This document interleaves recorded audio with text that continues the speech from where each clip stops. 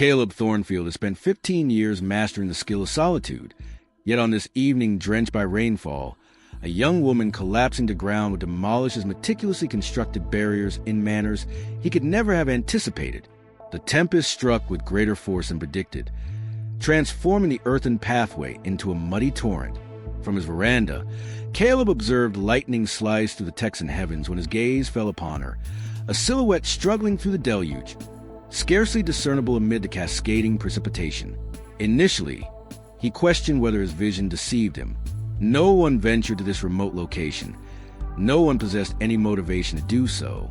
Yet there she remained, dropping to her knees directly before his entrance, her garment adhering to her slender physique like a secondary layer of skin. Her ebony locks draped across her features in saturated tendrils, and despite the 50-yard distance, Caleb observed her shoulders trembling, not from the chill, but from something more profound. His immediate impulse urged him to retreat indoors, secure the entrance, and act as though he had witnessed nothing. 15 years of seclusion had instilled this lesson. Individuals brought complications. Individuals brought suffering. Individuals departed. However, something regarding her posture there, motionless, silent, merely yielding to the storm, caused his chest to constrict. She wasn't pleading. She wasn't making demands. She was simply shattered. Caleb seized his firearm from beside the entrance, not as a threat, but because vigilance had preserved his existence thus far. He ventured into the downpour, his footwear splashing through pools as he neared the gate. With each step closer, her youth became more apparent. Surely no older than 19, perhaps 20, when she eventually raised her head. Her gaze met his through the shadows. They appeared wide and desperate, yet contained something additional, resistance, as though she challenged the world to inflict more harm than it already had. "Please," she murmured, her voice nearly inaudible above the thunder's roar. "I possess nowhere else to seek refuge." Caleb had heard these words previously, a different voice from another time, yet the identical, desperate appeal.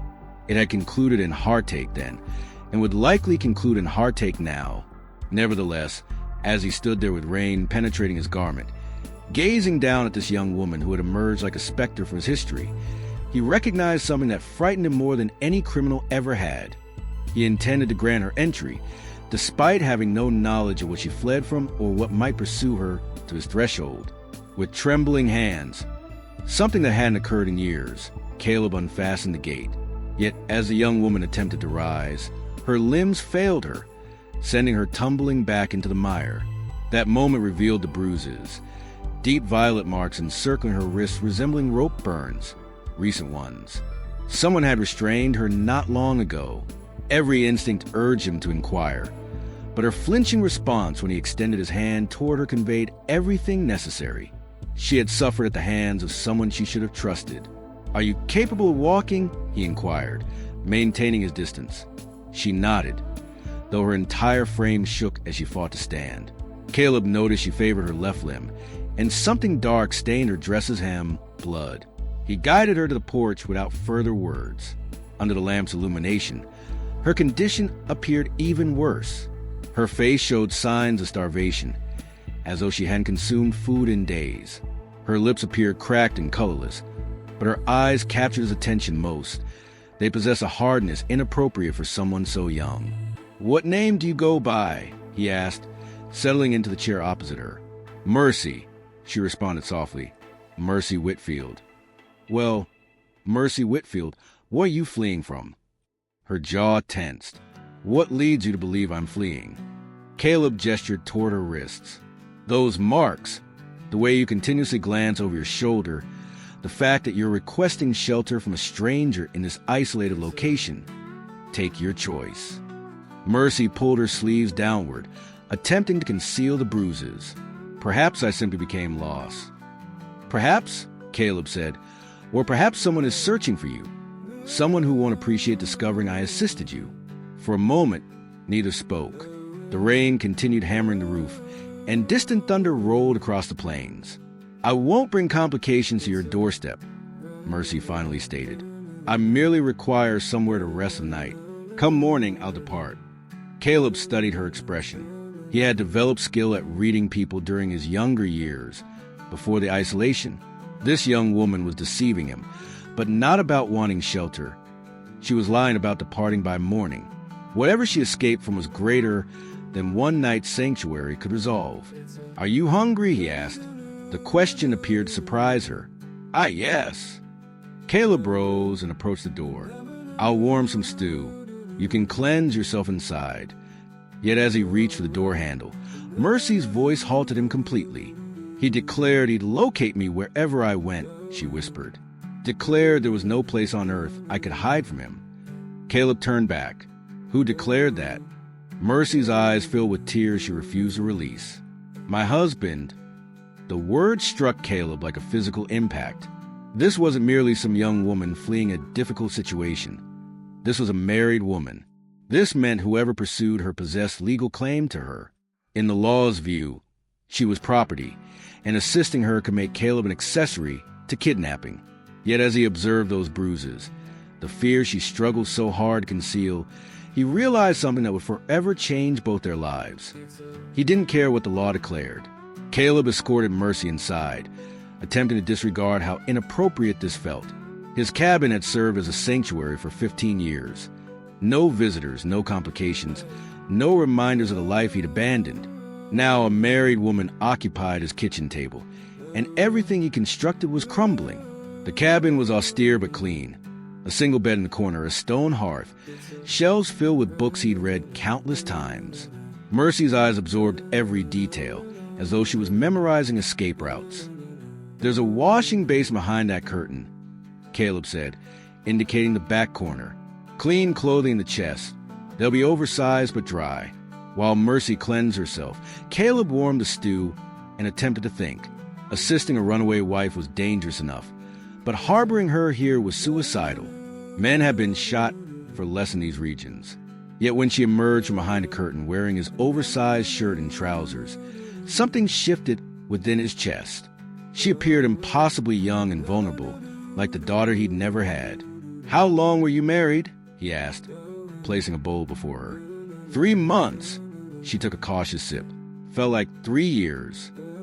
Caleb poured himself coffee, noting how she consumed the stew as though she hadn't eaten in days. What manner of man was he? Mercy's spoon halted midway to her mouth. The kind who considers his wife property. The kind who employs his fists when words fail. "And you fled." "I fled." She met his eyes. Took his horse, his money, and his pride. He won't forgive that. Caleb felt familiar anger building within his chest. The same rage that had driven him to this isolated existence 15 years ago. "Good," he said quietly. The simple words appeared to shock her. "Good." Any man who raises his hand to a woman deserves to lose everything he believes he owns. For the first time since her arrival, Mercy smiled. It was small and cautious, but genuine. Most people would declare I should have remained. That marriage is sacred. Most people are fools. They dined in comfortable silence afterward, the storm raging outside, while warmth slowly returned to Mercy's cheeks. Yet as the evening progressed, Caleb noticed her glancing toward the window more frequently. "He'll come searching," she said finally. "Silas doesn't surrender easily." "How far behind you is he?" "Difficult to determine. The storm might have delayed him down, but..." She shivered despite the warmth. "He knows these parts. His family's resided here for generations." Caleb felt his blood chill. "What's his surname?" "Hartwell. Silas Hartwell." The name struck Caleb like a blow to the stomach. He knew that family, knew their reputation. They owned half the county and believed they owned the remaining half too. Wealthy, powerful, and ruthless when crossed. And Caleb had just declared war on them by sheltering their runaway property. "You should have informed me," he said quietly. Mercy's face went pale. "You know him?" Caleb stood and walked to the window, scanning the darkness beyond. "I know enough. And if he's coming..." He turned back to her, his expression grim. "We need to prepare for anything." Yet even as he spoke, Caleb could see the faint glow of torches moving to the trees in the distance. Silas Hartwell wasn't waiting for morning. He was already here. "Get away from the window," Caleb whispered, grabbing his rifle from the wall. The torches were approaching closer. perhaps a dozen riders cutting through the rain like hunting wolves. Mercy pressed herself against the far wall, her face white with terror. "He brought his brothers and probably hired men from town," she said. Caleb counted the lights through the darkness. She was correct. This wasn't merely an angry husband coming to reclaim his wife. This was a small army. "There's a root cellar under the kitchen," he said, lifting a loose floorboard. "Get down there and remain silent no matter what you hear." "What about you?" "I'm going to have a conversation with your husband." Mercy grasped his arm. "He'll kill you." Silas doesn't negotiate. Caleb looked down at her hand on his sleeve, then met her eyes. "Neither do I." The sound of hoofbeats grew louder as Mercy disappeared into the cellar. Caleb replaced the floorboard and positioned himself by the door, rifle ready. Through the window, he could see the riders forming a semicircle around his cabin. A voice boomed through the storm. "Thornfield, we know she's in there."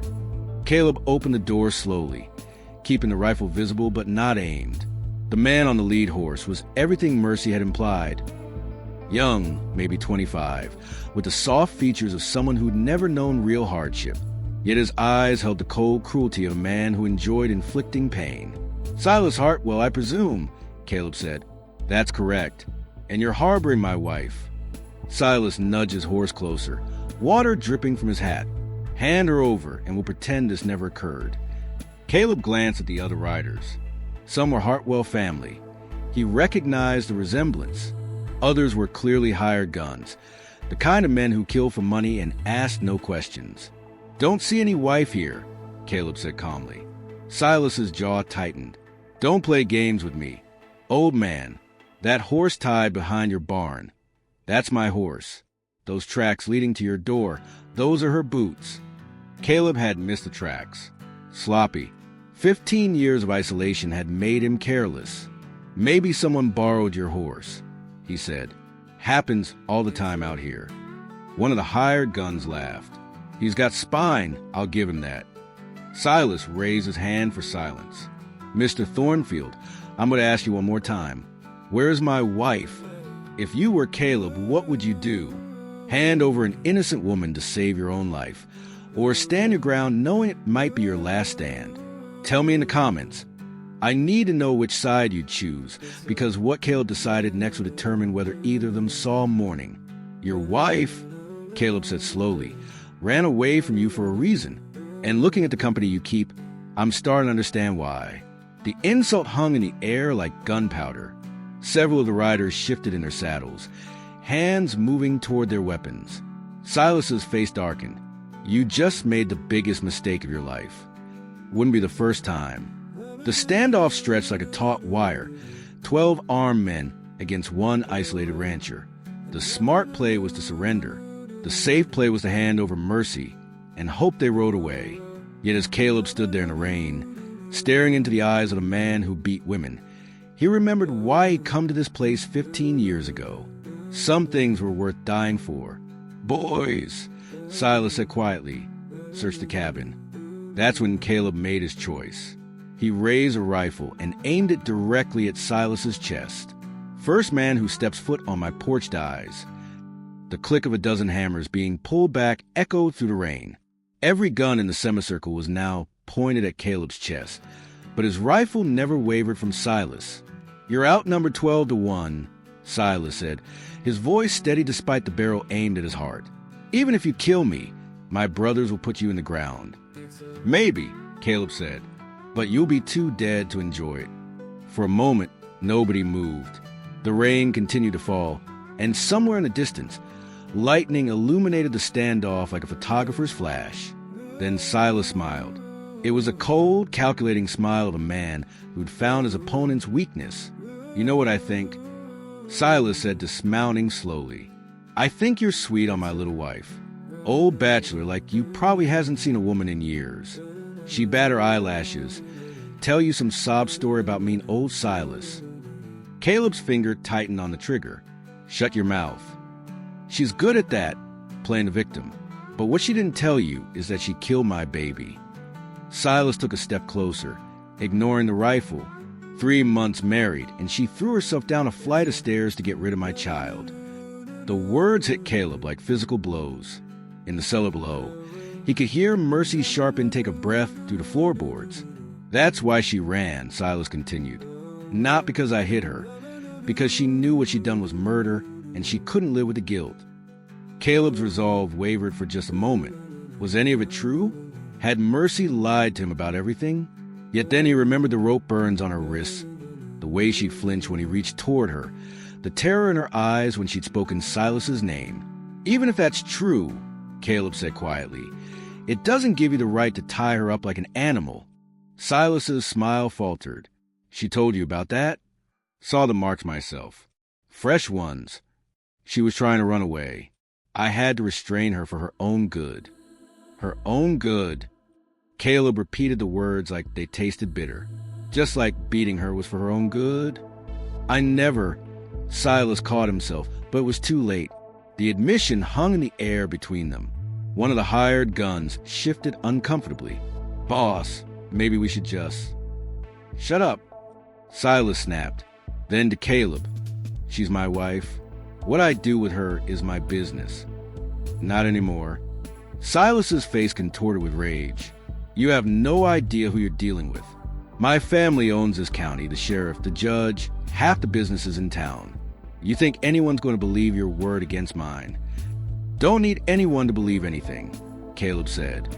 "Just need to make sure you never touch her again." That's when Silas pulled his own gun. The movement was fast, but Caleb was faster. 15 years of isolation hadn't dulled his reflexes as much as he thought. His rifle barked once, and Silas stumbled backward, clutching his shoulder. Chaos erupted. Horses reared as their riders tried to get clear shots without hitting each other. Caleb dug behind his porch railing as bullets splintered the wood around him. Yet in the confusion, he heard something that made his blood run cold. Mercy screamed from inside the cabin. Someone had found the cellar. If you're enjoying the story, subscribe to the channel. Caleb rolled toward the cabin door as bullets whined overhead. Through the doorway, he could see one of the Hartwell brothers dragging Mercy up from the cellar, his hand clamped over her mouth. The man was younger than Silas, maybe 22, with the same cruel eyes. "Got her," he yelled to the others. Caleb had seconds to act. Outside, Silas was barking orders through gritted teeth, his shoulder bleeding freely. "Kill him. Kill the old fool." Yet the other riders hesitated. Killing a man for harboring a runaway wife was one thing. Murdering him in cold blood while he was trying to protect a woman was another. Even hired guns had limits. Caleb used their hesitation to his advantage. He burst through the doorway, tackling the brother holding Mercy. They crashed into the kitchen table, sending dishes flying. The young man was strong, but Caleb had 15 years of hard ranch work in his muscles. He drove his fist into the kid's temple, and the brother went limp. "Are you hurt?" Caleb asked Mercy quickly. She shook her head, but her eyes were wide with terror. "He found the entrance while you were talking. I tried to stay quiet, but..." "Not your fault." Caleb grabbed ammunition from his gun cabinet. "Can you shoot?" "My father taught me." He handed her a pistol. "Good, because this isn't over." Outside, Silas's voice had turned desperate. "Burn him out. Burn the whole place down." Through the window, Caleb could see two of the riders dismounting with torches. The rain was letting up, which meant the fire might actually catch. "Back door," Caleb said urgently. "There's a path through the woods that leads to the creek. Follow it downstream until you reach the old bridge, then..." "I'm not leaving you." Caleb stared at her. In the space of a few hours, this young woman had shown more loyalty than most people he'd known in a lifetime. "Mercy, they want you. If you're not here, they have no reason to kill me." "You think Silas will just let you live after you shot him?" She gripped the pistol tighter. "He'll tell everyone you kidnapped me, that you forced yourself on me. Your reputation will be destroyed." She was right. Silas had the power and connections to make Caleb's life hell, even if he survived the night. "Then what do you suggest?" he asked. "We fight." "Yes." The simple declaration caught him off guard. 2 of us against 11? You got any better ideas? Before Caleb could answer, flames began licking at the cabin's front wall. The hired guns had thrown their torches against the wooden siding, and despite the rain, the fire was starting to spread. "They're really going to burn us alive," Mercy whispered. Caleb checked his rifle. 3 shots left. He looked around the cabin, calculating angles and distances. The back window offered some protection, but they'd be sitting ducks if they stayed inside. "There's something you should know," Mercy said suddenly, "about the baby Silas mentioned." Caleb met her eyes. "Now's not the time." "He's lying." Her voice was steady despite the chaos outside. "There was no baby. I never—" She took a shaky breath. "I couldn't give him children because of what he did to me." The doctor said the damage was too severe. The admission hit Caleb harder than any bullet. This young woman had suffered things no person should endure, and still she was standing here, ready to fight beside him.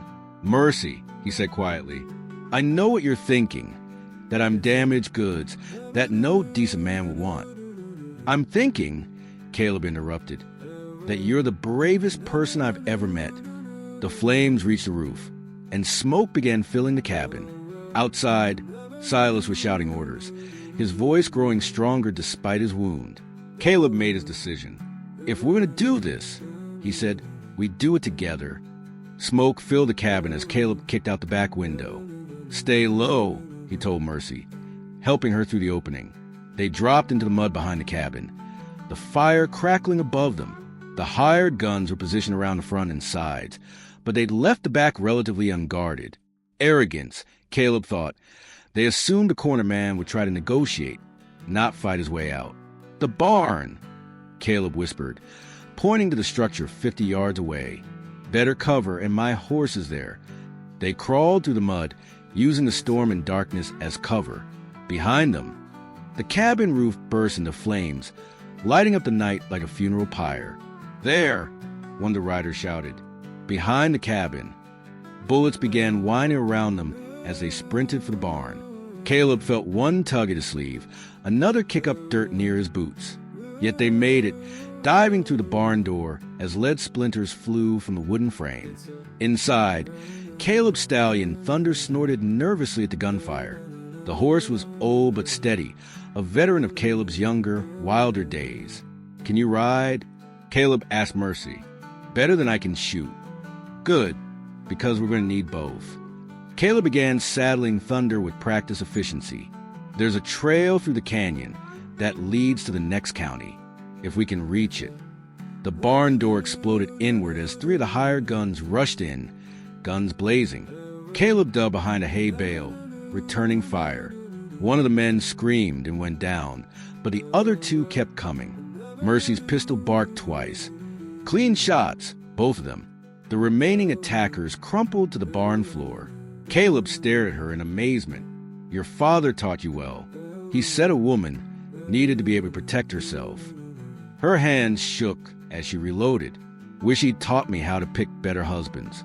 Outside, Silas was screaming orders. "Burn the barn too.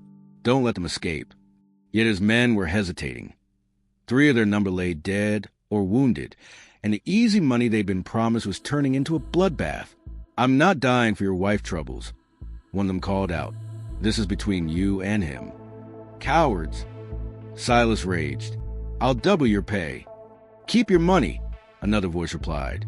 "We're done." The sound of horses departing filled the night. Within minutes, only Silas and his brothers remained. Caleb peered through a crack in the barn wall. 3 men left, but they were the most dangerous ones. Family. They wouldn't abandon the fight. "We can still run," Mercy said. "Take Thunder and head for the canyon." Caleb considered it. They might make it. The horse was fast, and the remaining Hartwells were on foot now, having sent their horses away with the departing hired guns. Yet running meant Silas would follow. Today, tomorrow, next week, he'd never stop hunting Mercy, and he'd make Caleb's life a living hell in the process. "No more running," Caleb said quietly. "This end tonight." He stepped out of the barn, rifle ready. In the flickering light of the burning cabin, he could see Silas and his 2 brothers taking cover behind an overturned wagon. "Silas!" Caleb called out. "Just you and me. Leave your brothers out of this." "You shot me, you old fool." Silas shouted back. You think I'm going to give you a fair fight? I think you're a coward who hides behind hired guns and family money. The insult did what Caleb hoped it would. Silas stood up from behind the wagon, his wounded arm hanging uselessly at his side. I'm going to kill you, slow, Silas snarled. Make you watch while I drag her back home. Teach her what happens to wives who run. That's when Mercy stepped out of the barn beside Caleb, her pistol steady in her hands. I'm done being afraid of you, she said. The final confrontation happened in the space between heartbeats. Silas raised his gun with his good arm, his brothers flanking him on either side. Yet 15 years of isolation hadn't dulled Caleb's aim as much as he'd feared. His rifle spoke first, and the brother on the left spun and fell. Mercy's pistol cracked twice in rapid succession, and the second brother clutched his chest, staggering backward. That left only Silas, wounded and alone, standing in the mud between the burning cabin and the barn. His gun wavered as he tried to aim with his offhand. It's over, Silas, Caleb said, keeping his rifle trained on a younger man. Your hired guns are gone. Your brothers are down. Walk away. She's my wife. Silas screamed, spittle flying from his lips. She belongs to me. I don't belong to anyone, Mercy said quietly. Not anymore. Silas's face contorted with rage and disbelief. You think you can just leave? Start over somewhere else? I'll find you. I'll always find you. No, Mercy said, stepping forward. You won't. She fired once, clean final. Silas Hartwell crumpled to the ground, his threats dying with him in the Texas mud. For a long moment, neither Caleb nor Mercy moved. The only sounds were the crackling of the burning cabin and the distant rumble of thunder as the storm moved away. Is it really over? Mercy whispered. Caleb looked around at the carnage. 3 dead men, a burned cabin, a life's work reduced to ashes. Yet somehow, standing there in the ruins of his solitary existence, he felt more alive than he had in 15 years. It's over, he said. They buried the bodies at dawn, saying no words over the graves. The dead had made their choices, and so had the living. The cabin was a total loss, but the barn had survived along with most of Caleb's livestock. Insurance money would rebuild what the fire had destroyed, though it would take time. Where will you go? Caleb asked as they prepared to leave for town. Mercy looked at him with those eyes that had seen too much, but still held hope. I was thinking maybe I'd stay. Help you rebuild, if you'll have me. Caleb felt something loosen in his chest, a knot that had been there for 15 years. I'm not an easy man to live with, set in my ways, suspicious of people. Good thing I'm not people then. She smiled, and it was like sunrise after the longest night. I'm just Mercy. Just Mercy, he repeated. And for the first time in decades, he smiled back. If you're enjoying the story, subscribe to the channel. 3 months later, the new cabin was finished, bigger than the old one, with 2 bedrooms and a proper kitchen. Mercy had insisted on the extra space, claiming a person never knew when they might need room for guests. Caleb had learned to trust her judgment about such things. She kept her maiden name when they married, wanting nothing that connected her to her past life. The townspeople whispered about the quick courtship, but the sheriff had ruled to shoot out self-defense, and the Hartwell family's reputation for cruelty made most folks sympathetic to the couple's story. On quiet evenings when the work was done and they sat on their new porch watching the sunset, Caleb sometimes thought about the young woman who'd appeared at his gate that stormy night. Broken, desperate, running from a life she couldn't escape. That young woman was gone now, replaced by a woman who'd found her strength in the fire and never looked back. What are you thinking about? Mercy would ask, catching his distant expression. Nothing important, he'd always answer. Just grateful for storms. She'd laugh then, and the sound would carry across the plains like a promise that some things, once lost, could be found again. Now click on the video on the screen to hear a story even better than this one, with a twist so powerful it will leave you speechless. It's a